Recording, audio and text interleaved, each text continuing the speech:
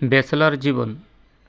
এই ব্যাচেলর জীবনে সাদা ভাত, আলু, ডিম ভাজি এটাই সবচেয়ে জনপ্রিয়, সেটাই খেতে হয়।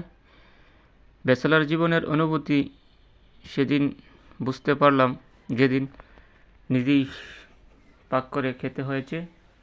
ঘরকুটুম সেদিন বাড়িতে ছিলেন না, আমি নিজেই রান্না করতে হয়েছে।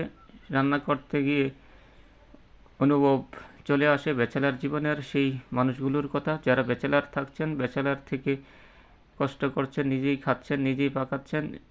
সেই অনুভব শুধু ব্যক্ত করতে পারবেন যারা নিজেরাই পাকাচ্ছেন, খাচ্ছেন।